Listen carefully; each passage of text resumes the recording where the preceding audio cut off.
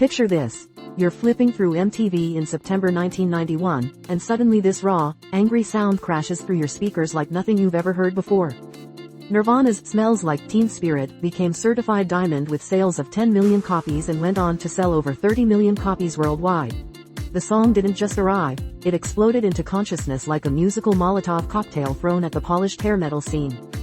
Think of it like that moment when someone crashes a fancy dinner party wearing ripped jeans and a flannel shirt, except instead of being embarrassed, everyone suddenly realizes they want to dress like that too. The chart was based on physical sales figures and airplay on American radio stations during the 1990s, and this track completely rewrote the rules. The Seattle export of grunge rock exploded the popularity of rock, paving the way for the success of hundreds of rock artists. What made this song so earth-shattering wasn't just its sound, but its timing. It spoke directly to Generation X kids who felt overlooked and ignored by mainstream culture. Just 1 month before Smells Like Teen Spirit shook the world, Pearl Jam quietly released their debut album, 10, in August 1991. 10 was a critical and commercial success, selling over 10 million copies in the United States alone, with singles Alive, Even Flow, and Jeremy helping to establish Pearl Jam as one of the leading bands of the grunge era. Alive wasn't your typical rock anthem, it was like emotional heavy lifting set to music. Eddie Vedder's vocals soared over Mike McCready's guitar work with an intensity that felt both personal and universal. Pearl Jam had released its debut album, 10, in August 1991, a month before Nevermind, but album sales only picked up the following year, with their songs about love usually being about failed, boring, doomed or destructive relationships. The song dealt with heavy themes of family trauma and survival, yet somehow managed to feel triumphant. It's like that friend who's been through hell but still manages to smile and inspire everyone around them. If grunge was the angry teenager storming out of the house, G-Funk was the cool older cousin lounging by the pool with a joint and some serious swagger. The song sold over 1 million copies and was certified platinum by the RIAA on March 24, 1993, with Steve Huey of AllMusic calling it the archetypal G-Funk single, Dr. Dre's production genius combined with Snoop's laid-back flow created something that was simultaneously hard and smooth, like velvet-covered concrete.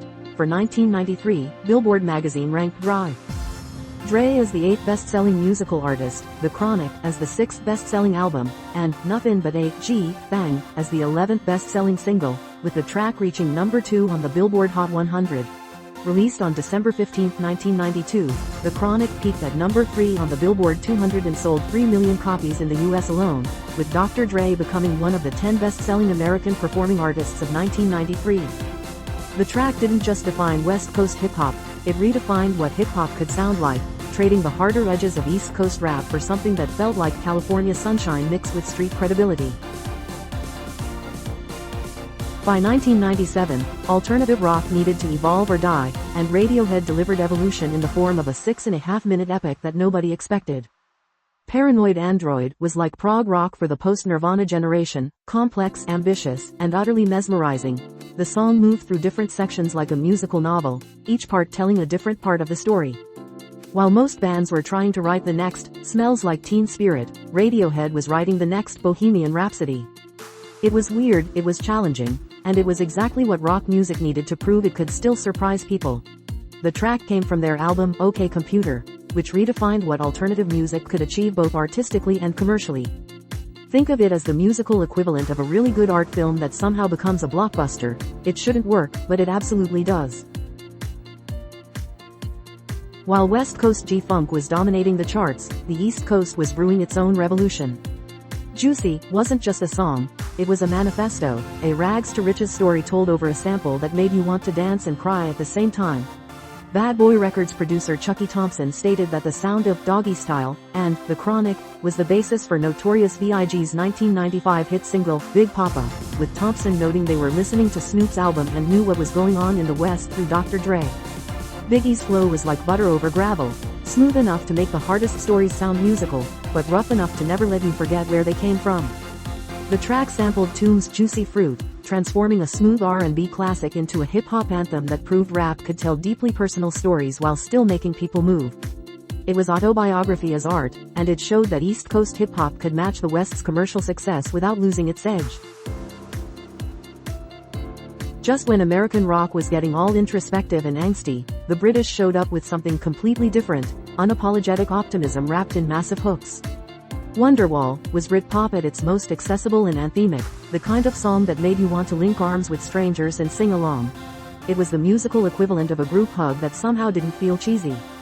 The song became a global phenomenon, proving that not all 90s rock had to be about angst and alienation.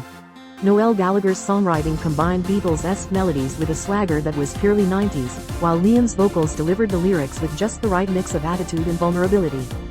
The track represented the peak of the Britpop movement, showing that British bands could create something that felt both distinctly English and universally appealing. Even today, play those opening chords at any gathering and watch what happens. In an era where R&B was often divided between syrupy slow jams and party anthems, TLC delivered something revolutionary, a song that could make you dance while making you think. Waterfalls dealt with serious social issues like drug dealing and unsafe sex, wrapped in production that was futuristic but still soulful. The song's message was delivered with the kind of melodic hooks that made it impossible to ignore, even for listeners who might normally skip past message songs. Left Eye's rap verse added an urgency that perfectly complemented T-Boz and Chili's vocals, creating a multi-layered experience that worked on every level. The track proved that pop music didn't have to choose between entertainment and enlightenment, it could be both simultaneously. Its groundbreaking music video, with its liquid effects and surreal imagery, was as innovative as the song itself, helping to establish TLC as one of the decade's most important acts. While most alternative rock was about rejecting the past, Billy Corgan and the Smashing Pumpkins created something that felt nostalgic for a present that was still happening. 1979 captured that specific feeling of being young and knowing that everything was about to change, bittersweet and beautiful in equal measure. The song's production was lush and dreamy, a far cry from the stripped-down grunge sound that had dominated alternative rock earlier in the decade. It proved that alternative music could be expansive and atmospheric without losing its emotional impact. The track's video, featuring teenagers engaging in typical suburban mischief, perfectly captured the song's themes of youth and transition. Corgan's vocals delivered the lyrics with a wistful quality that made even the most mundane teenage experiences feel profound and meaningful. This wasn't just a song about being young, it was about the moment when you realize that youth itself is fleeting. Leave it to Madonna to take an underground ballroom dance style and turn it into a global phenomenon. Vogue was cultural appropriation done right. It introduced mainstream audiences to voguing while celebrating and crediting the underground gay and black communities that created it. The song's house-influenced production was unlike anything else on mainstream radio at the time, bringing the sounds of New York's club scene to suburban record players worldwide. Madonna's spoken word verses name-checked old Hollywood glamour while the chorus invited everyone to strike a pose and express themselves. The track proved that pop music could be a bridge between underground culture and mainstream acceptance, introducing millions of people to new forms of artistic expression. Its impact went far beyond the charts. It helped bring voguing and ballroom culture into the mainstream consciousness, paving the way for greater acceptance of LGBTQ+ culture in popular entertainment. Just when you thought you had hip-hop figured out, Missy Elliott and Timbaland arrived from the future with sounds that nobody had ever heard before.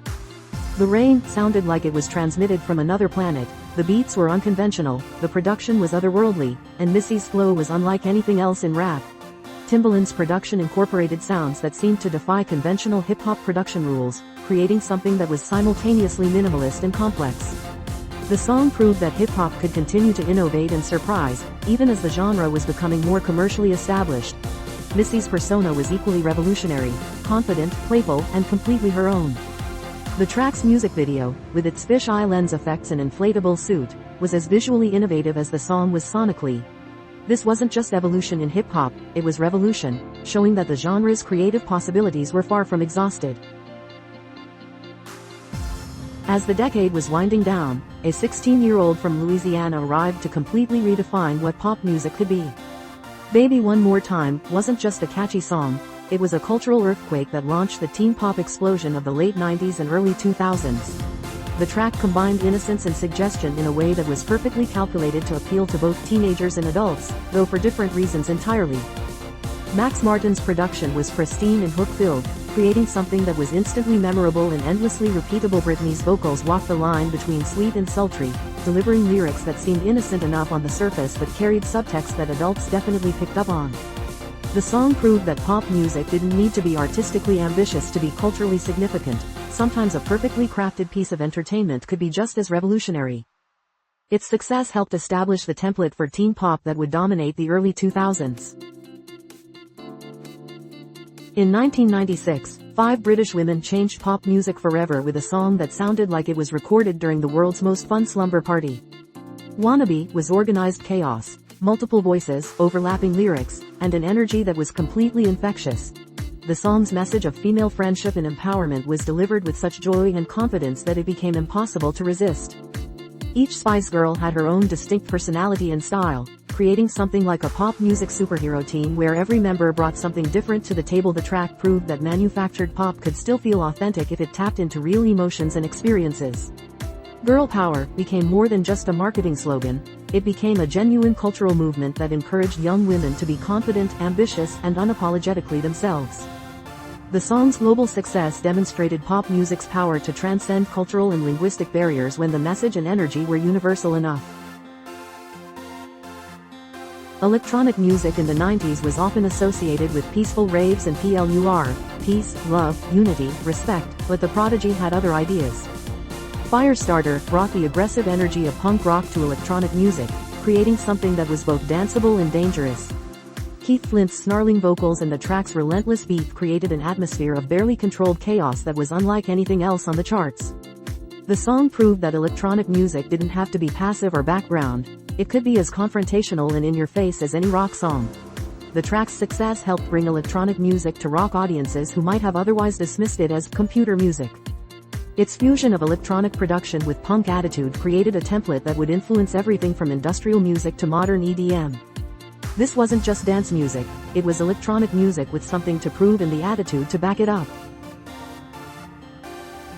While the Prodigy was bringing aggression to electronic music, 2 French guys in robot helmets were taking it in a completely different direction, straight to the dance floor via a hypnotic journey through repetition and groove. Around the World proved that you could build an entire universe out of just a few elements if you knew how to arrange them properly. The track's minimalist approach, essentially one bass line, one vocal phrase, and a meticulously programmed beat, created something that was simultaneously simple and complex. Daft Punk's production was so precisely crafted that every small change felt monumentally important, turning the song into a masterclass in electronic arrangement. The track helped establish French house music as a global phenomenon and showed that electronic music could be both intellectual and deeply physical.